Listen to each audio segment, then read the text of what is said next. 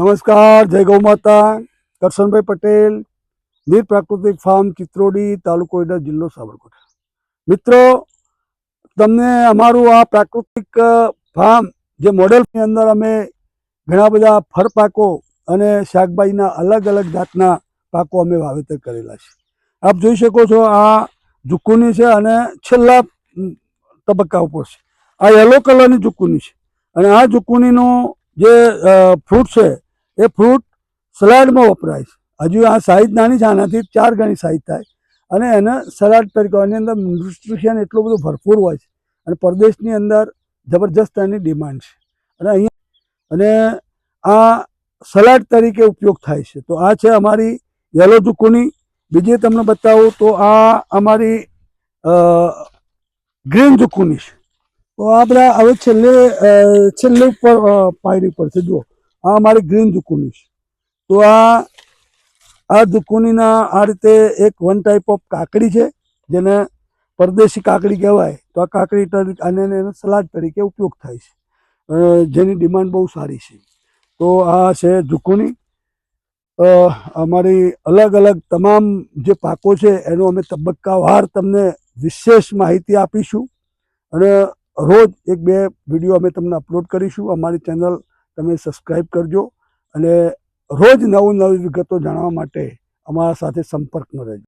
જોઈ શકો છો, આ છે કેપ્સિકમ અને એ પણ ઓપન ફિલ્ડની અંદર અમે વાવેતર કર્યું છે. તમે જુઓ, આ એક છોડ ઉપર કેટલા સરસ કેપ્સિકમ બની ગયા છે.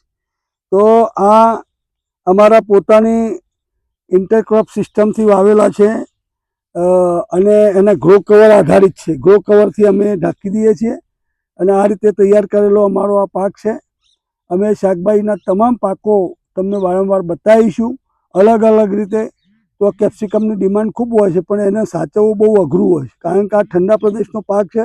પણ આપણે અહીંયા ગરમ વાતાવરણની અંદર પણ બહુ સારી રીતે આપણે એને સક્સેસફુલ કરી શકીએ છીએ. આપ જોઈ શકો છો. તો આ છે અમારો પાક નંબર 4 છે. હવે તમે જોઈ શકો છો, તો અમારો મેઇન જે પાક છે એ તો ફરજાડ છે, ડ્રેગન ફ્રૂટ, અને વચ્ચેની લાઈન ફરજાડની છે. આ અમારો અંજીરની ખેતી છે, અંજીરના પ્લાન્ટ છે.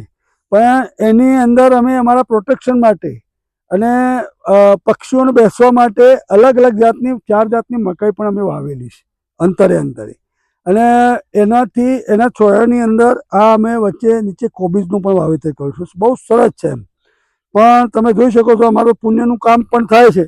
મકાઈ તો અમે વાવી હતી અમારા સ્વરક્ષણ માટે, પાકના રક્ષણ માટે, કે કોઈ ઈયળ કે ફૂદી આવે તો એની અંદર જાય, આપણા મેઇન ક્રોપનું નુકસાન ન કરે.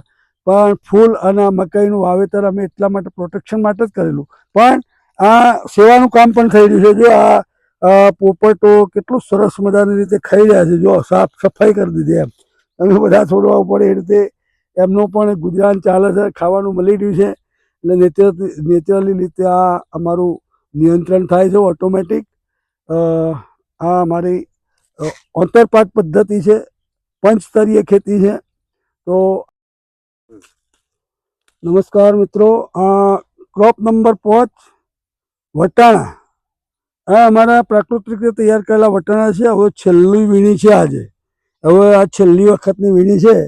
તમે જોઈ શકો છો, વટાણાની બહુ સરસ મજાની ફળીઓ થઈ ગયેલી છે અને હવે આજે આ લાસ્ટ છે, છેલ્લું આ વીણાટ છે. તો અમારા મેઇન પાક તો છે અમારો ડ્રેગન ફ્રૂટ. જો ડ્રેગન પણ અમારો છેક રિંગ સાઇઝ સુધી પહોંચી જવા આવે છે.